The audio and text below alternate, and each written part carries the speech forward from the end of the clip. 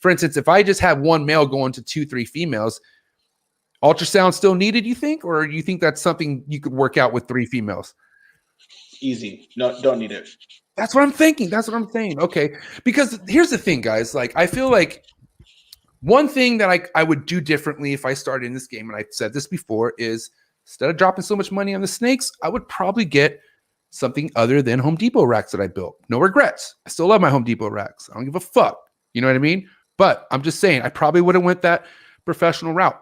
What I'm saying is there's people who just go freedom breeder. I'm talking about before anything else, freedom breeder cages, you know, high-end snakes, couple there, and then they get an ultrasound, and they're looking to have maybe 2 clutches the first year, 4 clutches, but nothing crazy. But like, I guess it's up to you what you want to spend your money on. But I always think, like, what the fuck you need an ultrasound for? Like, I'm even in this boat where, what do you need those racks for?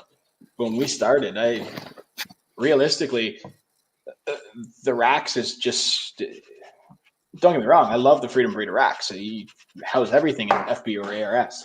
But true. But if I'm building a collection, I'm not buying the Freedom Breeder racks. No offense, Jesse. I'm just building, I'm spending the money on my collection and the genetics in my collection, because I can breed ball pythons in a melamine rack versus an ARS rack. I can still get production out of a melamine rack. So all you're doing is you're getting pretty cages. But yeah, Brodney just said it. Corey Woods, this is a great example. He still uses melamine racks and one of the most prominent breeders in the world. Shout out to Corey Woods. Just had Corey Woods on here. Super sick, bro. Fuck. Would you go ARS or Freedom Breeder before you build your collection, bro? Khalil? Leo. Me? Yeah.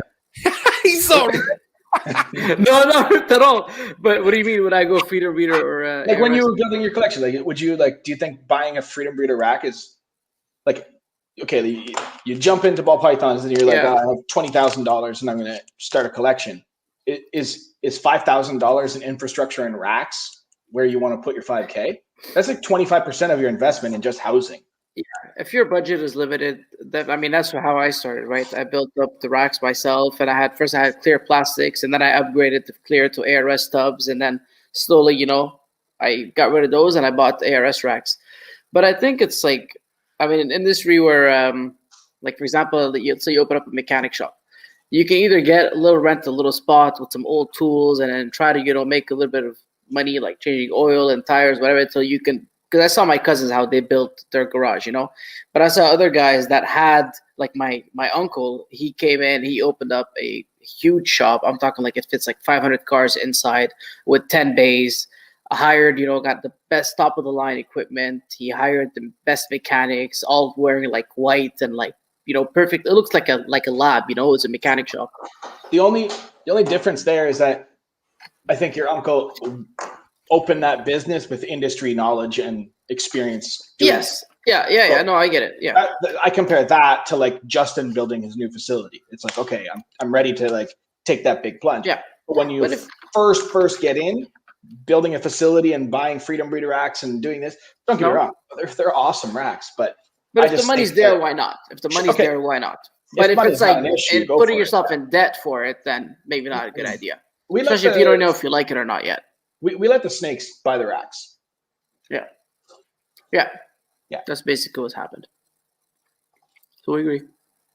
I love that. We let the snakes buy the racks. That just fucking took something out of me right now. That was so sick because it makes sense. Why spread yourself thin when you're trying to build something huge?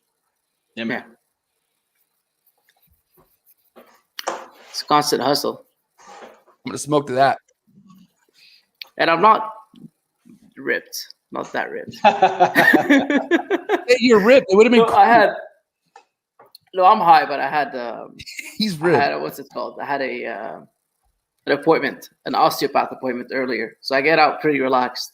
Maybe it was a bad idea to book it on the same day. I'm just judging off the sodas and chips. I'm judging off the way you're eating your sodas and chips right now. I'm sorry. I'm pretty sure you looked ripped, but no worries. You feel good. That's what matters. Yeah, I'm relaxed. I'm good. All right. Well, listen, that's actually, I'm glad we brought that up because I was kind of beating myself up for a little bit, Will, because, I don't know. Nobody was really giving me shit about my Home Depot racks. People were just saying, hey, man, respect that you have that. And it just got me thinking, well, fuck, maybe I should have spent more money on my racks, even though what I have has been working, bro. Like, I don't have issues. That's why I haven't put money into it, because why should I? Like, nothing is broke. You know what I mean? It's just something I built, you know, like, so it's crazy. Don't know. Racks are more for you than the animals. Yeah, 100%. 100%. What did you, let's talk about that, Will, because 2010 is when you started breeding. Yeah. As far as your collecting goes, when did that start? Can you remind me when you started? 08. Like 08, probably. Yeah. 08. And then do you remember what rack you had in 08, or where you bought your first rack? Yeah, we built it. Melamine, Home Depot. Oh, sweet. Heat tape. Who taught you, or where'd you go? Like, where'd you get the like dimensions and stuff? Like, do you just YouTube it? What'd you do back then? Mark Mandic showed us, like, gave us, we got rough dimensions off of him. He gave us he had melamine racks at the time as well.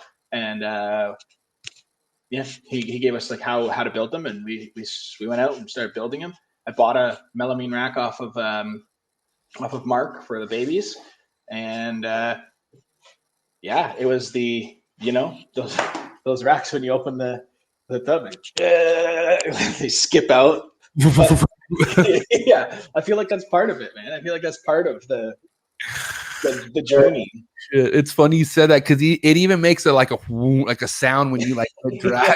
Oh, the water is like splashing. Like,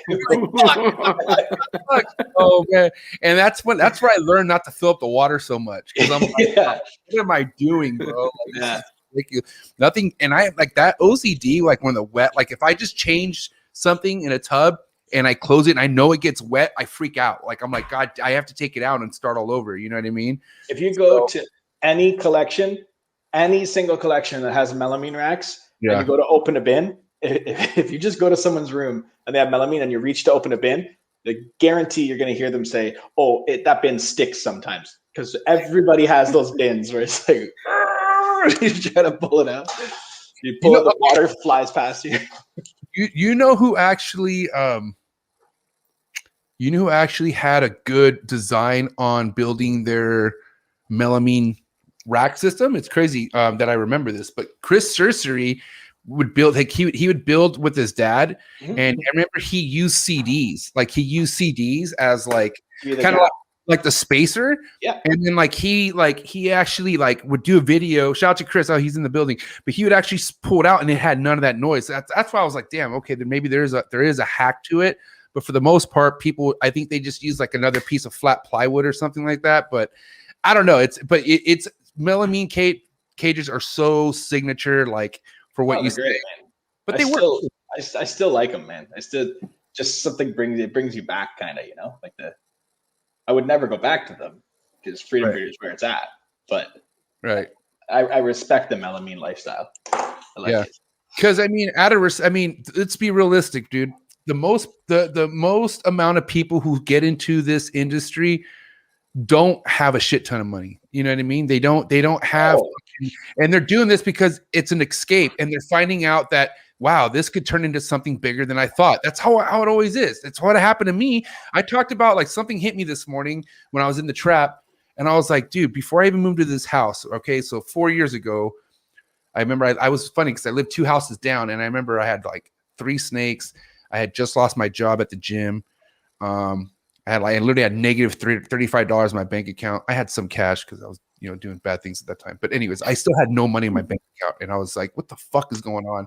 Lily was always asking me, how come you never use your debit card? And I'm just like, I don't know. You know what I mean? But, just my life wasn't where it's at. You know what I mean? And now I fucking see where it's at now. And it's all and it's from nothing I used to do before in my life. Everything that I got in my life now is when I started changing shit. And biggest thing I changed was what I was doing day to day. And this was the snakes. The snakes was my escape. Like, it turned into something I never would have thought it was. And I'm not rich. Not at all. I'm not rich. Lily was fucking a college student when we met. You know what I mean? So this wasn't brought from money at all. All I know is that shit just happens. Like, when you do something you love. But what I'm saying is, there's a lot of people who get into the industry like this. Like, they don't have a shit ton of money. They don't but they love it and they want more. Like, and I see people's passion, like, God bless them. And I see fucking how much people want and stuff like that. But, things just kind of come as they go. But I just want to make that clear. Like, there's a lot of people in this industry who start off like that don't have a lot of money. You know what I mean? They're just doing what they can because it makes them happy. Like, this is a good feeling fucking game. You know what I mean? That's the one thing that I kind of give guys advice that come in that do spend a pile of money is stay